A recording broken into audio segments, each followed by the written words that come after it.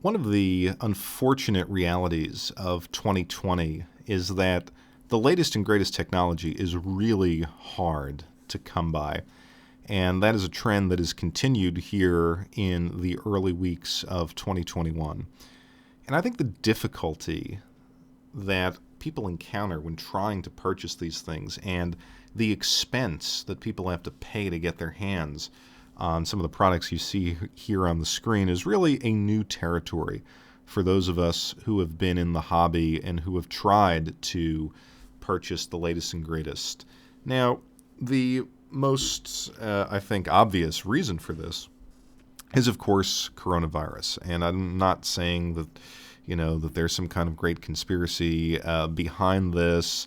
And I'm not trying to deny or panic because, there's just this unfortunate reality in the world.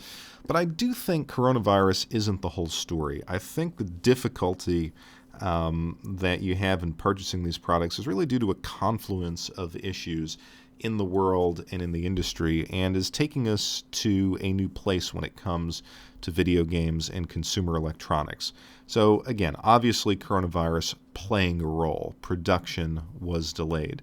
But if we look at the PlayStation 5 and the Xbox Series X and a lot of other items here, whether it's graphics cards, whether it's the newest AMD processors, this is, I think, largely due to the fact that I believe the company TSMC, their production capacity is, if you believe recent reports, largely been booked by Sony and Apple.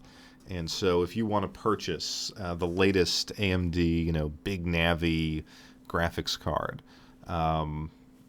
it's not going to happen. If you want to purchase the latest AMD processor, they are incredibly difficult to come by because Apple and Sony are just taking up that productive capacity. And even with that, Sony can't seem to produce enough PlayStation 5s. So, I think, I don't know that NVIDIA uses that company, but I believe that there is some sort of supply chain constraint with Samsung. So it just, takes a lot to produce these products, and it's probably, if I were to extrapolate, due to the fact that maybe these smaller nanometer processes don't have the same yields. It's a much more, it's a longer, more technical, more expensive process to produce. So that is, I think, contributing. Then if you kind of look at, and I put up here just an example of an AV receiver, that segment also has a lot of supply constraint, again, due to the coronavirus, but also due to a fire in Japan that kind of took out one of the main component manufacturers in audio-video equipment. So, that's an issue. But it's also with like the new standards coming out, variable refresh rate monitors, and how, things like that, things like HDR have not really established themselves as a single unified standard. So you have different types of HDR. You don't have 120 refresh rate televisions widely available. You're kind of limited to what are, I think, at this point, pretty expensive models, but nonetheless, you need those to enjoy the latest consoles. You need the high refresh rate. You need quality HDR displays. And if you go on to that site, Rtings or Ratings or whatever they call themselves, they do a pretty good job of evaluating televisions. And if you look at, best HDR TVs for gaming, none of them get stellar results. A lot of even the ones they recommend, they'll say, well, it's not quite bright enough. It doesn't implement, this standard of HDR. And then, of course, you don't get the variable refresh rate. So there's, just even if you were to purchase the equipment to enjoy these consoles, if you had the console, you're not getting the full experience.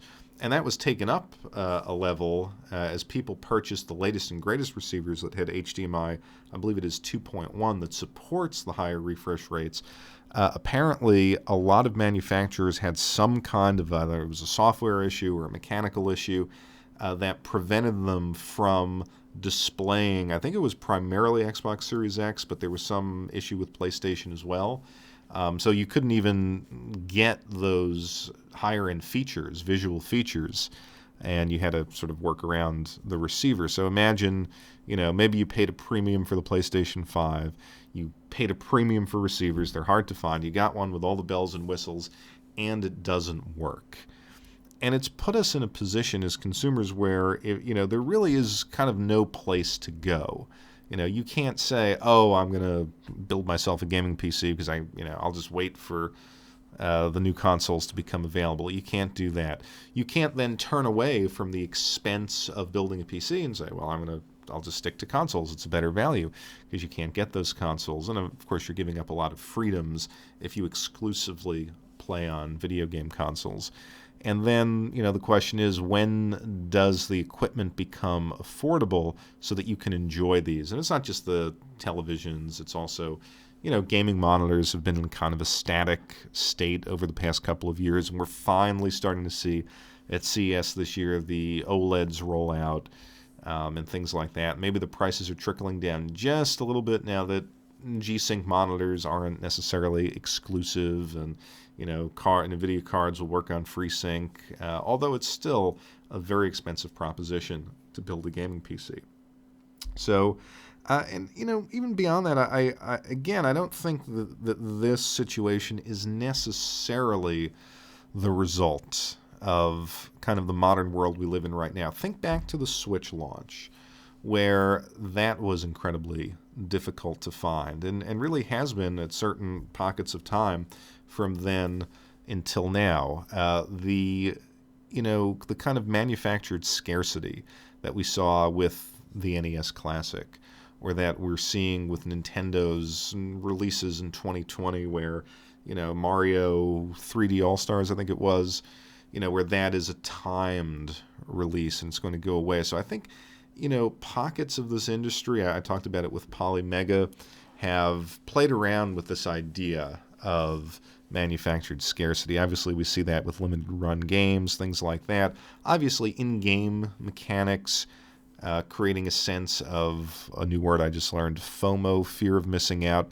So I think kind of the groundwork was created for this a couple of years back, and the production issues and supply chain constraints and disasters, as it were, in some parts of the world, are feeding very conveniently into a model where the latest and greatest products are these elite, hard to come by devices, where the average person doesn't really have, even if they have the means to purchase it financially, they don't have the sources. They don't have either the person in these companies who will give it to them because they're an influencer.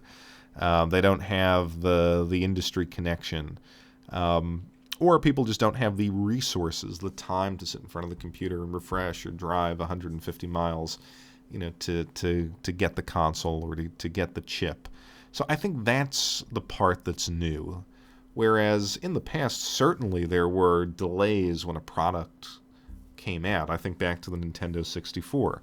Very hard to purchase. Even back in the TurboGrafx 16 era, when I grew up in the New York area, so in New York you could buy it. But, when I told, friends and family elsewhere in the country, they had no idea what it was. So, sir, I'm not saying that in the past it was this perfect world where, cash in hand, you could get any piece of tech that you wanted. But there was, always an avenue to go down, whereas now it seems like everything that you may want to buy, all the latest and greatest things, are delayed indefinitely. And sure, I think as we kind of come out of coronavirus, hopefully by the summer, people will be able to purchase these things if they want them, if they have the cash. But, I don't know from a manufacturer's standpoint, if there is this rabid demand for certain products, why flood the market with them? Why not plan out your production so that you can be as assured as possible when you release this small batch in this region, every piece will be purchased? I kind of think that there's a new profit motive here. But even if it's not that sinister, it's like, well, this TSMC company, hey, Apple's going to pay them truckloads of money, and they don't care that their whole, productive infrastructure is dominated by one or two companies. They're just going to make money. And I think for the rest of us, it's going to be this game of hunting and overpaying, at least for another 6 months, at least for another year. And my hope is it doesn't go on longer than that. So I'm curious to hear what you guys think of this. Do these delays bother you? How are you dealing with them? I think maybe the plus side is we can go back into our backlog and finally clear some of that out. But yeah, I'd like to hear what you think on this issue.